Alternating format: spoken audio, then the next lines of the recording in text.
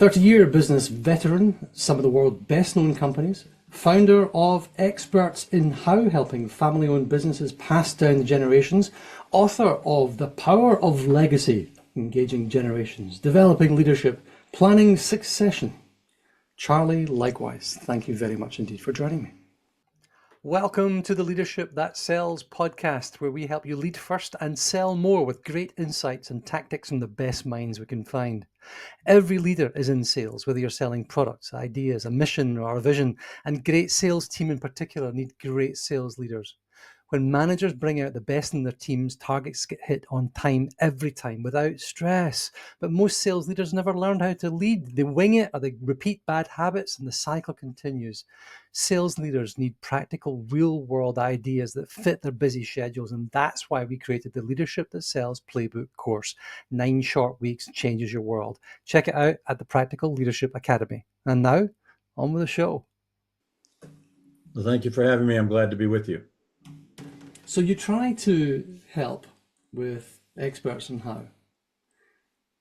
Organizations, companies that are owned by a family, prosper, continue. Yes. That's kind of fundamental. And you shared a fairly scary statistic with me there for anybody who has a company under their fingertips that they're hoping to see passed down to children, great-grandchildren, etc. What was that?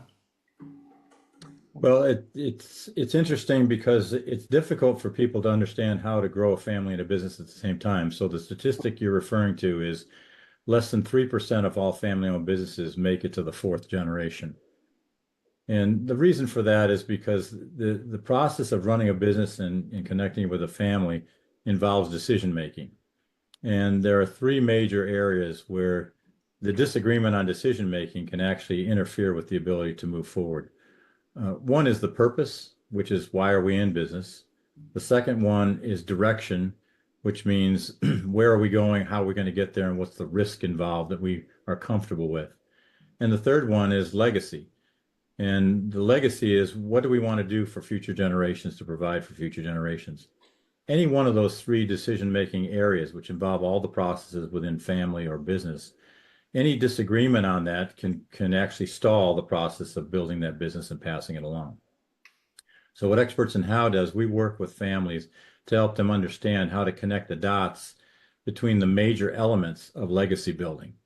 And the book Power of Legacy that you mentioned that I wrote, I take 6, from my experience, 6 major elements of legacy building and help people understand how to connect those.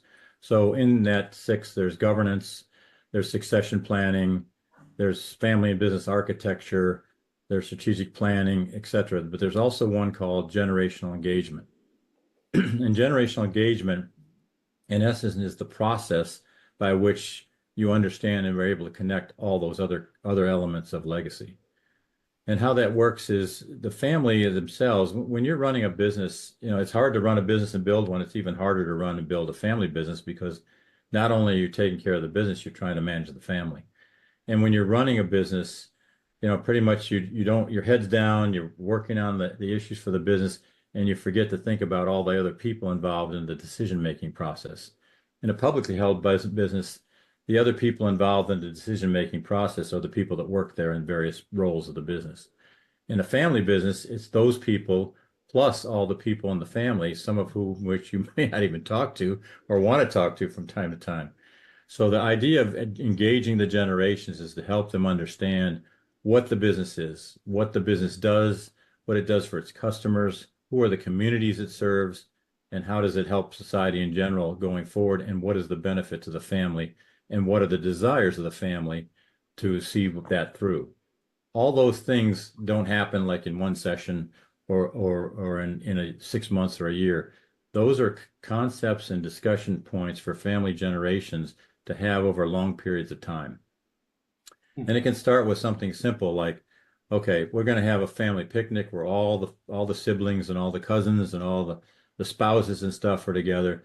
And that's not about teaching them technical elements of the business. That's about letting them play together, let them get to know each other, letting them begin to understand what their likes and dislikes are over time, because all those elements are what feeds into elements necessary for leadership development. or succession planning. And so leadership development and succession planning are informed by generational engagement processes. As the siblings get older, they reach the age of majority, then you can begin to bring in groups of people, the adult members of the family, into more technical discussions. It becomes an element where you have plant tours or site tours of the business to show them what's going on, introduce them to the people that work there, let them see what the products are, etc. They may go out and visit customers or customer sites to begin to understand from front to back, what does this company do and who benefits from it and why is that important? The foundational block within that are the family values. So the families have decided what the values are that they want to go forward, and that's the building block on which generational engagement allows you to begin to determine these other elements. And then it connects into, how do I set up my governance structure? And it's interesting because governance is sometimes a bad word in family businesses. They're like, I don't want somebody telling me what to do. I don't want somebody looking over my shoulder and seeing my confidential information about how well I'm doing. And that comes from a misunderstanding of really what governance is. So when people tell me that, potential clients, they say, well, I understand why you say that. So my next question is, if you were buying a piece of equipment for $250,000, what process do you go through? And they say, well, we get engineers together, we look at the space, we get quotes from various vendors, we go through a process where the operations people approve it, then eventually comes to me as the owner and I would approve it. And I said, that makes sense, but that's the process of governance. That's decision making and approval levels. And so that decision-making process comes back to those three areas that I mentioned earlier: purpose, direction, or legacy. And so those decision-making processes have to be learned over time in terms of how the family can communicate with one another, what their skill set is in making those decisions or not, and then how do we go about improving those. And so that's how it kind of ties together. And as I said in that book, the six elements are in there individually. And a lot of people have heard any one of them. They've heard of governance, they've heard of succession planning, but they don't know how they're connected and related. So what happens is all of a sudden the founder dies. Oh, we have a succession planning problem. But at that point in time, there's no indication or no development of family members to fill that need necessarily. And so they go on and say, well, we don't have anybody. I guess we'll have to sell the business. Or we have these three people interested in doing it and they can't stand each other and they won't vote for each other. So we're not going to do it and we'll sell the business. And those are the things that interrupt what's going on. Even if you have people that are willing to go forward with the business, they may disagree on the direction of the business. I think we should grow to $1 billion. And here's how I think we should do it, through acquiring all these companies. And the other family members are like, I'm not sure I'm happy with that risk profile. I have to borrow money. I'm beholden to other people that I haven't had to before. And all those elements come about. And any of those elements are difficult for businesses to deal with. And you add the emotions of the family and whatever their history has been together, it makes it even more difficult to communicate effectively on this. My wife is the youngest of five. So my wife has the youngest of five children. And they got on very well most of the time, sometimes not. And they don't have a family business. They have difficulty enough deciding where they're going to eat lunch when they get together. Right. When you talk about and these are foundational elements for any organization, perhaps not so much legacy, if you think of legacy as continuity or sustainability, but purpose, direction, sustainability, continuity, legacy in the family terms. These are fairly meaty, difficult concepts to deal with in an organization where you have, and most organizations are, dictatorial, right? They're hierarchical, dictatorial. You do what I tell you, I'll fire your backside so far. I can't quite fire my brother. Right. You know, it's difficult to promote my sister-in-law sideways. So Right. the emotional side of that, I mean, I can see what you're talking about, where you have your family picnic. And the goal I see of your family picnic is to avoid having to do that in the first place, because you have a more coherent set of relationships that are more understandable, and the connections between each of the family members makes more sense to them themselves. Yeah. So you're Right. actually on a long term trajectory here. This is not something you do. If you get called in, and grandpa's on the deathbed, it's a bit late. You should have started back in 1966. Right. Right. So what happens when, and I'm sure you may see lots of different things here. What happens when you get called in and you have a situation where, I suppose, the management team, the family, ain't talking? I see that a lot from corporate organizations. I go into them and there's just a misalignment. My favorite questions are to go in and say, how do you make money? Who are your customers? Why do they stay? Where do you find them? And you write that down on a nice table. And I talk to the CEO, the COO, the CFO, the CRO, the C whatever it is, and then you go down one and you see if they're different. And they invariably are quite different across the board. So that's where you start. You start with that sort of alignment. Right. Where do you start when they're actually related? Is it the same sort of process? You can't be quite as... It's a similar process. I do start with surveying all the members that are involved in the need to communicate. So first of all, I first ask them, tell me who the family is. And frequently what they'll do is they'll start telling you about the people that are or have been only directly involved in the business. And so I say, that's fine. And so how about cousins? How about grandchildren? How about spouses, etc.? And I'll give you an example. One client, I asked that question, who's the family? And they said, oh, XYZ people. And it was a list of 10 folks. And then I asked the second question that I just mentioned.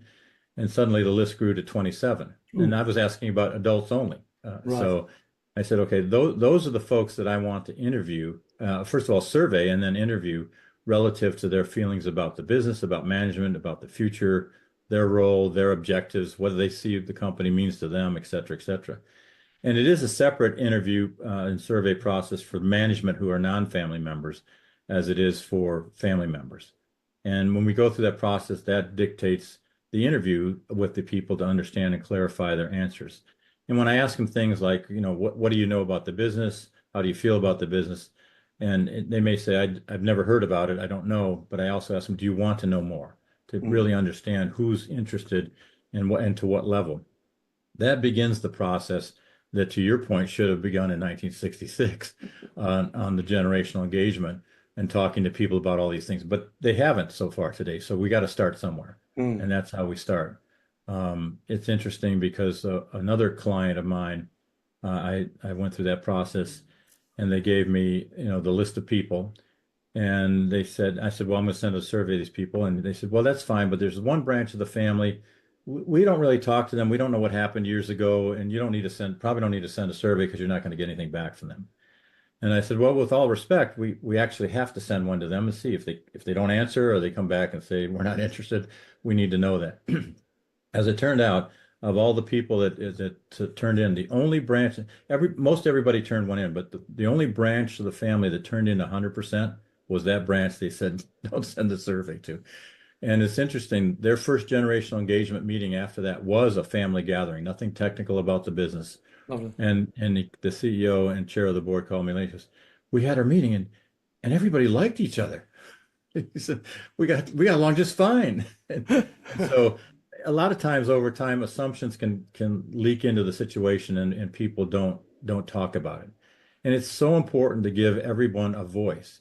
It's not about consensus, but it's about giving everyone a voice. So you at least understand where they're coming from and what their issues are, because those ultimately will affect the ability to create a legacy, whether it's in this business or repositioning the wealth into another business. Do you find, I think this is possibly more valid, and I've seen this a couple of times where somebody has exited a business and they've got one chap called it the big green spreadsheet. And the big green spreadsheet was basically, if he keeps the spreadsheet in green, he can pass it on to his kids. And what happened was the big green spreadsheet was very big, passed it on to the kids, and the kids basically, to use the technical term, peed it up against the wall. So with the goal of Dad was to create something that would last, passed it on. The kids basically said, wow, thank you very much indeed, gone. So you've got the creator, the entrepreneur, and then you've got the, I don't know what you call them, profligates or whatever it is. Right. This legacy concept where an organization, an incorporated company, a limited company, has a duty to shareholders, has a duty to itself, really, for continuity, for this sustainability.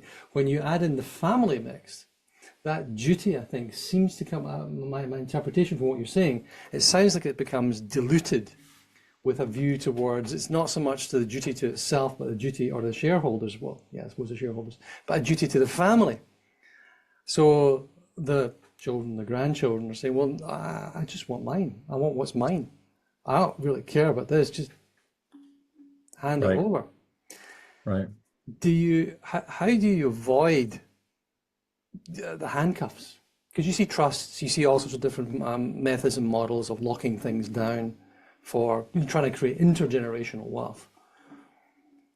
Without creating the financial handcuffs or putting things in trust where they can't actually affect it, which is where you end up with professional management and trust managers and trust funds and all sorts of horrible things. I suppose it goes back to purpose, doesn't it? It does get back to purpose. It also gets back to the idea that when people are involved, the concept of I want mine is going to be there somewhere, some way, shape, or form. And the whole issue is, at a minimum, if somebody's adamant about that, you want to know about that sooner than later. You don't want to find out about that when that person says, okay, I'm demanding you cash out my shares of this business. And the business goes, well, wait a minute, the cash I would need to do that would cause me to force to sell the business. And so understanding that that's on the table and people may want to get to that point is something that you can plan for. So there's a way to create funds. What in some cases, with respect to stockholders, is a buyback fund, and some portion of the money that would be used for dividends is put aside each time as a fund to potentially buy somebody out if they have to be bought out or want to be bought out. We have a case of that, and another client is run by a company run by three brothers and an uncle. The uncle is much older than the three brothers, who are his nephews basically. And he ended up never having kids. And as he got older, he also fell into ill health. And all of a sudden he pounded his fist on the table and says, you have to buy me out. I've worked in this company for 40 years and I've created wealth. I want my piece of it. And they couldn't afford to do that with respect to the cash that would be required. And they never set aside that relative into the amount of money or the disbursements that they were going to put aside for the shareholders all along. And they could have done that in the meantime. Now, we ended up talking him out of that and created a settlement over time process for him that would work. But that subject came up like out of the blue to the three nephews. And that, the whole idea of that coming at the last minute or out of the blue, I mean, lawyers, there was threat of lawyers being involved, and that right away would have destroyed the company. So at least understanding these things, it's not that they go away by talking to each other. I mean, Susie pulled my hair when I was 12 and I'll never forgive her for it. So that stuff doesn't go away necessarily, but understanding that it exists and continually exploring it and asking those people what their opinion is. And sometimes you get past it because their initial desire for I want mine is because they don't trust anybody else potentially, or they think that they're entitled to it in a way that means that they're going to go off and do something very selfishly for it. And they need to understand that's not for the betterment of the entire family. And they may come out of it. So again, there's some that you're not going to come out of it. And there's some you can come out of it based on conversation and understanding of what they need and going down a path that begins to provide some of that for them. I mean, it's a negotiating tactic. It's irrationality, right? You want to confound somebody. You say, well, we have to do it by Wednesday because I promised my wife. What? The heck's that? Right. That's in my head now. Right. And then sometimes other generations pick up the pieces. Another client who was in business for 74 years. And the founders came over as immigrants to the U.S. and established this entertainment process and provided for people in a fabulous way for many, many years. Well, the fourth generation sons decided, well, they looked at the business and what they saw was their Ferraris. They wanted Ferraris. And so they went out and bought Ferraris. And then they went out and bought a building to house the Ferraris, to display them. And the cash drain on the business they executed to do that put the business out of business, at least until the fifth generation came along and decided to revive it. But those things happen. And without knowing that in advance, you can't plan or try to mitigate it if you even can do that over time. And that's one of the things. So there's some companies that aren't going to be able to survive no matter what. But many times when that communication is open and that understanding is open, things can be done differently. Again, you're going back to purpose. You're going back to the family picnic. You know, with family, we get together every year and we talk about this and we come together because this is what we do. We are the family that does this thing so that we can provide for. You know, Right. if you have enough people bought into that purpose, that's your goal. That carries the day. Yeah. And just one more time, the foundation for that purpose is the original family values and how those values evolve over time. They'll evolve a little bit, but those family values are something that they need to hearken back to. The purpose has to have values attached to it. What is our purpose? Why are we here? And it's founded in those values. So it's important for those to be established. It's important for those to be carried on and communicated through the generations. Yeah. When I talk to organizations, and many of them have the values painted in the wall, or worse, you have them laminated in a dog tag around your neck, right? They're not living. The values that work, that I find, can be used as a decision-making tool. 100%. So, yeah, I want to do this. Yeah, not really, because it's not an entrepreneurial task, or it doesn't lead with the heart, or whatever the heck the value is. It's a decision-making tool, rather than just something fluffy and nonsense. And that takes a lot of work. It's constant work, and that's why generational engagements is a process that it's never too late to start it, but it also never ends, which is fine. And one of the things that's tied to that is the concept of not only what the purpose is and what those values are, but the question is, what do we want to provide going forward in the future for this family? And it relates to the ultimate question, which comes first, the business or the family?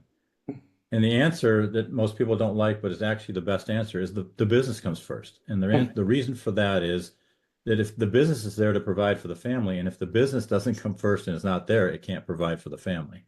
So that's really where people have to get their heads to. Even if I want something today, if the business doesn't exist tomorrow, I'm still not going to get it. But I at least have a chance of getting it if the business gets. So again, you can negotiate, as you say, with the concept of, even if it's for something for you, this is how it has to get there. Yeah. So you want the Ferrari? You gotta work. That's right. That's right. Right. Gotta You do aren't the going to work. be able to afford it or that building if you don't make this work. And they didn't see that, and it failed. Excellent, excellent. Uh, is there a particular message that you would pass to people who are working in their business right now, and they can see, I mean, you talk to startup, scale up folk, and you say, look, this is going to take 7 to 10 years before you get anywhere. And a lot of the times they're building businesses to sell, right? Right. I think increasingly it's moving, the world that I'm floating around in is moving away from taking that incredibly expensive venture capital loan or exiting off to private equity to actually building something that's profitable and sustainable and growing, and provides for the people who work there, provides for the shareholders, the stakeholders in the wider family. Is there a particular message that you would give to them to have them lift their chin and look at the horizon, rather than look at the shorter term, the potential gain? Because you could gain many millions of pounds, dollars, yen, but what can you do to have them lift their horizon? What message would you give? That's a great question. It's sort of the $64 million question, as they say, how to get people to lift their heads. And it goes back to making sure that there is a discussion and you put it in writing what the purpose is. Their understanding of the purpose of that business will help dictate, again, some of the decisions on direction. So if they have a purpose of XYZ that is fairly short term, then the direction is going to dictate a short term plan. And they'll be able to see that by laying that out. So you lay out the strategic plan. It's a short term plan. Here's what you can do within that plan. Here's the financials. Here's the marketing. Here's whatever that goes into that. And that's it. And if that's acceptable to you, then they can. On the other hand, here's the alternative to that, which has a longer term view, and here's what that looks like. and let them decide. All you can do is present the scenarios and do as best you can in forecasting it or helping them forecast it so they can make that decision. Somebody ultimately may come back and say, I don't, I just don't want to wait 7 years. I just don't want to wait 10 years. That's not in my head. So, and the other thing is some people, they react the way they've been treated in the previous generation as well. If somebody treated them poorly and didn't ask them for their opinion and didn't value their input to the process of what we're doing here, they're going to possibly do the same thing. And so breaking that cycle again comes through appropriate generational engagement discussions. You may find that all of the cousins said, we understand what's going on here, but we really think here's some other ideas on how to get there. And we'd really like to have input to it. And the person who never asked them may say, oh, maybe that is something we should consider. It's all relative to the discussion and emotions. If somebody's set in their ways on what they do or don't want to do, then that's going to be a self-fulfilling prophecy. So it's important to say, how do we understand everybody's voice and then use that input to consider what direction we're going to choose based on the purpose. And I know that sounds like more words than a spreadsheet answer, because there's no spreadsheet answer to that, quite frankly. There's spreadsheets you can create based on the scenarios you describe, and financial analysts and other people can help you try to put the numbers to paper based on what you're describing. But it has to start with a common understanding of what do we really want as the purpose here? What is the time horizon people are willing to accept, et cetera? And then the question is, make sure people don't understand they don't have to make the decision for all time today. There's ways to pivot, and there may be reason to pivot. You may be in one business and you may pivot to another business as a result of the economy, as a result of regulations, whatever. The ultimate example of pivoting is a story about a gentleman named Alfred Noble.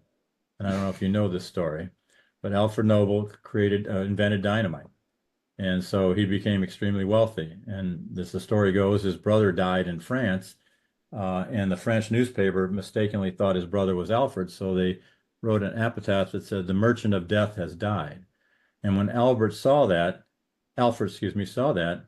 he was, oh my God, that's what people think of me? That's my legacy? I do not want to have that. So he said, I'm going to sell all my holdings, take all my wealth, and put it into something that's going to benefit society going forward. And he did that. And that was the birth of the Nobel Prize. And so, courses are not always straight, if you know what I mean.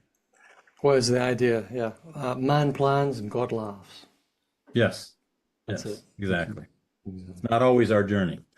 No. Well, there is a plan, but it's not necessarily ours. That's the thing. Right. Excellent. Right. Excellent. Charlie, where can people find you when they need you? Our website is expertsinhow.com, expertsinhow.com. You can find me on LinkedIn as well under my name. I don't, when this is published, I think, but spelling my notes name. and the links and all Yeah, great, perfect. all that good And stuff. so you can reach me that way as well. And I'm always, interested in what gets me up in the morning is helping people. So I'm always interested in having a conversation with anybody who has questions about these processes or what they're going through. And I like to listen to them to understand what their issues are first. And then I can determine whether I can do something to help them or if I know somebody that can help them. Can't ask for more than that.